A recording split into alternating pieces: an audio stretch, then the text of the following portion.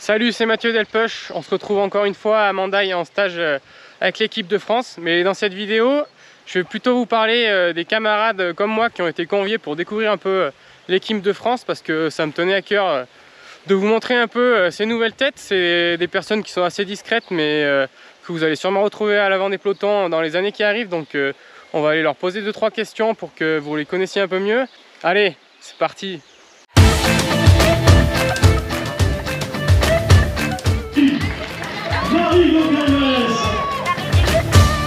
Avec Thomas, c'est bon, il a tout regardé.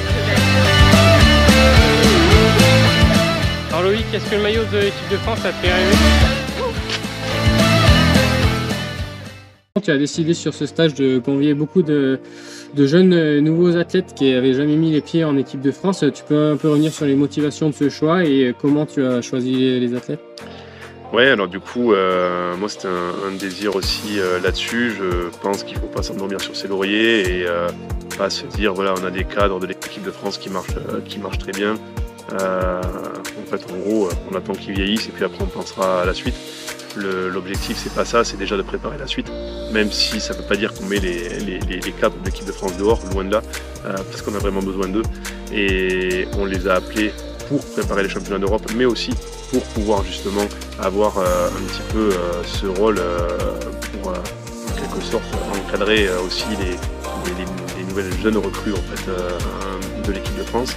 Mais l'objectif est de chercher voilà, les jeunes talents français du trail et de pouvoir justement détecter en fait ces jeunes talents et de commencer à les connaître, de commencer à avoir un suivi, que ce soit un suivi d'entraînement, un suivi humain, un suivi médical sur ces jeunes coureurs et de pouvoir continuer à les suivre longtemps et en espérant les avoir dans un avenir relativement proche en équipe de France.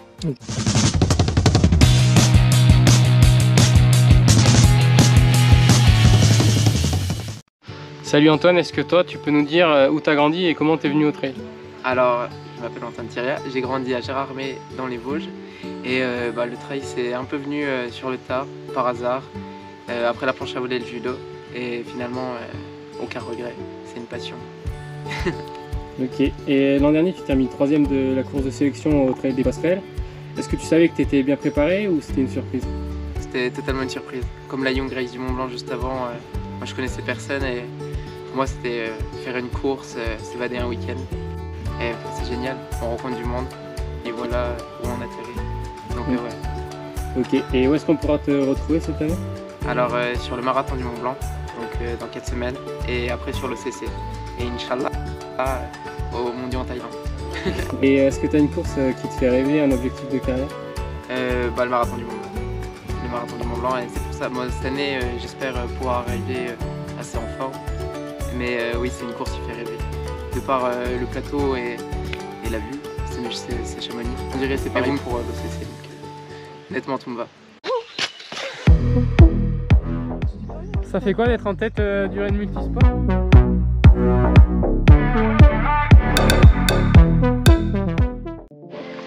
Salut Candice, alors toi tu as fait le choix de vivre à Chamonix, qu'est-ce qui t'a motivé à aller habiter là-bas? D'aller à Chamonix, en fait tout d'abord c'était pendant le confinement, avec mon copain on était confinés là-haut, donc voilà, une fois qu'après on a repris le chemin des études normales et le boulot, on a tout fait en sorte pour rester en haut, parce qu'au niveau du terrain de jeu, hiver comme été, c'est génial pour s'entraîner. Ok, et là c'est la première fois que tu es appelé à faire un stage en équipe de France. Ouais. Est-ce que ça te donne envie de te battre pour décrocher un maillot tricolore pour faire une sélection, ou toi tu es plutôt concentré sur le circuit des Golden? Alors ça me motive vraiment à aller au championnat du monde, et ce que j'ai beaucoup aimé c'est que la sélection se fait aussi sur des courses du Golden, donc le marathon du Mont Blanc et Sierzinal, et vu qu'en fait avant qu'Adrien m'appelle pour essayer de porter ce maillot, j'étais chaud pour aller sur les Golden, du coup j'étais ravie de voir que les deux pouvaient être conciliés. Parfait. Et est-ce que tu as une athlète ou un athlète qui t'inspire le plus dans ta pratique? J'ai plusieurs athlètes que j'admire beaucoup, donc on va dire que celle qui m'a lancée dans le trail c'est quand même Emily Forsberg, rien que par rapport à son mode de vie, comment elle est, et la Thérèse Gamma, c'était quand même assez grandiose. d'où le fait que j'aime les Golden. Et après, la vie en général, voilà, tous les athlètes, mais de tout niveau, vraiment. Même les athlètes qui courent 2 fois par semaine, mais qui vont tous donner sur un trail. Voilà. Parfait, merci.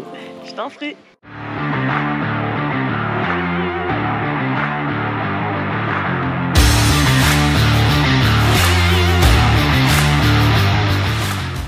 Benjamin, c'est quoi ton meilleur souvenir de course? Le meilleur souvenir de course.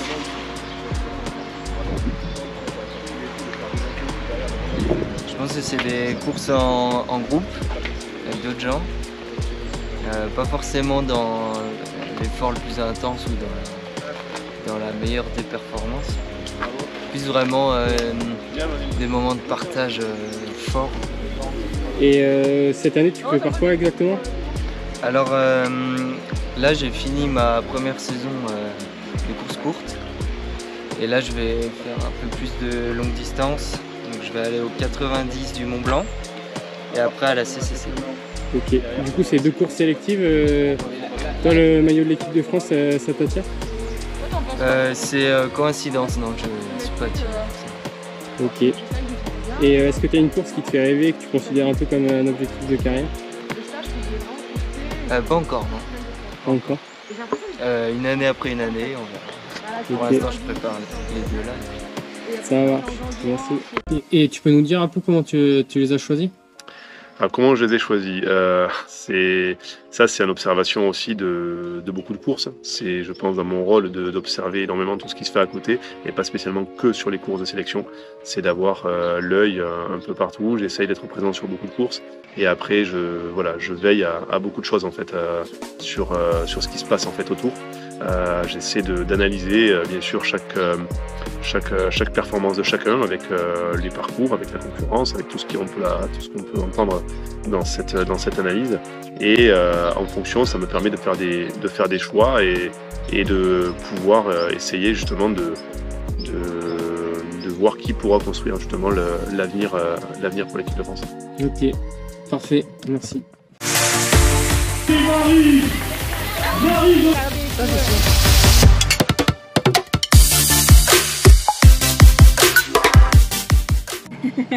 Alors Marie, toi tu viens plutôt de l'athlétisme et la piste. Alors il y a d'autres athlètes avec des grandes qualités athlétiques qui n'ont pas trop réussi à s'exprimer, mais qui sont un peu cassés les dents entre elles.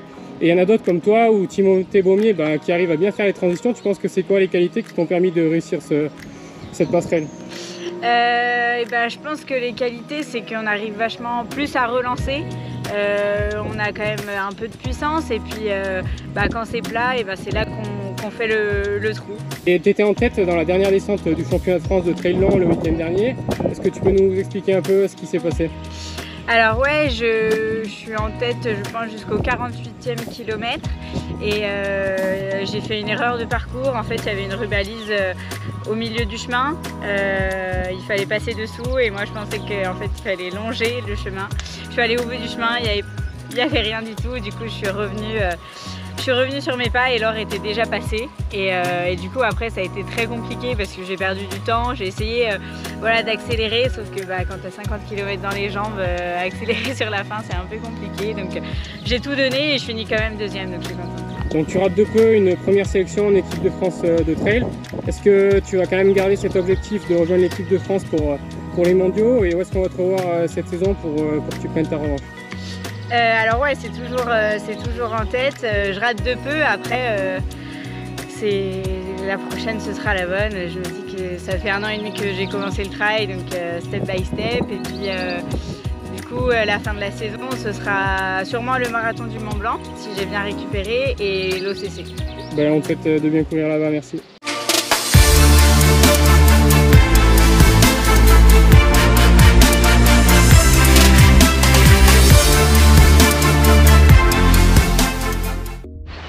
Alors Loïc, est-ce que le maillot de l'équipe de France ça te fait rêver? Toi, ça serait plutôt en course en montagne ou en trail? Oui, bien sûr que ça fait rêver. Je pense que ça fait rêver tout le monde. Ce serait plutôt course en montagne ou trail pas trop long, quoi. Jusqu'au marathon, je pense que ça peut passer avec un peu plus de prépa. C'est un boulot assez prenant. Cette année, tu as réussi à avoir un peu plus de souplesse et à prendre un peu du temps pour alléger ton volume de travail. Est-ce que toi, c'est indispensable? Tu penses que c'est indispensable pour atteindre le très haut niveau? Je pense que oui. C'est très difficile sinon de trouver le temps de tout concilier.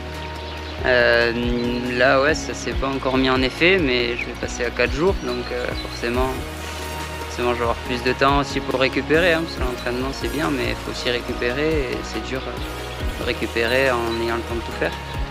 Tu viens des Pyrénées, le microcosme en trail, il gravite habituellement plus en Auvergne-Rhône-Alpes. Est-ce que tu as un petit mot sur tes terres natales pour donner envie d'aller y courir, et est-ce que tu as une course à nous recommander en particulier? Alors il y a plusieurs très belles courses par chez nous. Il y en a que je connais pas trop aussi. Je pense que vers Luchon c'est très joli. Donc le Luchon en Eto Trail, je pense que ça doit être vraiment magnifique. Après il y a la Skyrun que maintenant tout le monde commence à connaître. Les Gabizos aussi, c'est mon club qui l'organise. Mais c'est quand même très joli. On passe par beaucoup de sommets, on voit de très beaux paysages. Si le temps est avec nous, c'est très bien. Et tu prépares quoi cette année, les prochains objectifs? Alors les prochains objectifs, ça va être les championnats de France, la course en montagne. J'espère après les Europes, c'est pas sûr mais on va essayer. Et après ce sera Sierzinal et un petit peu de skyrunning en fin de saison. Ok, ben merci, on va suivre ça avec attention. Merci à toi Mathieu. Donc Loïc il nous disait qu'il visait le championnat de France de course en montagne. Mais lors du stage avec l'équipe de France, il s'est fait une belle entorse, donc sa fin de prépa était un peu compliquée. Mais ça ne l'a pas empêché d'obtenir une belle deuxième place derrière Sylvain Cachard et donc sûrement son ticket pour l'équipe de France pour les championnats d'Europe de course en montagne. Donc bonne course Loïc au championnat d'Europe et à toute l'équipe, on va suivre ça avec attention. Aussi lors du stage, j'ai pas interviewé Laure Paradan, mais c'est aussi une jeune espoir de l'équipe de France puisqu'elle a 25 ans. Mais en fait elle n'était pas là en tant qu'invitée mais en tant que sélectionnée à part entière, puisqu'en gagnant le championnat de France elle a décroché son ticket pour les championnats d'Europe de trail et puis les mondiaux de trail long en novembre à la fin de l'année. Elle est originaire de la Lozère mais maintenant elle est licenciée au Clermont Auvergne Athlétisme et elle est membre du team Esprit Volcan. Donc à noter dans ses belles performances, l'an dernier une 8e place au Templier et une 5e place au championnat de France. Et donc cette belle montée en puissance elle s'est concrétisée cette année sur la Passe Tourelle. Donc voilà pour la présentation de la relève en équipe de France, j'espère que ça vous a plu. N'hésitez pas à aller suivre ces jeunes-là sur les réseaux sociaux et puis aussi à mettre un petit pouce bleu et un commentaire, et je regarde tout, et puis moi ça fait plaisir, ça me motive. Allez, on se retrouve pour une prochaine vidéo. Ciao ciao!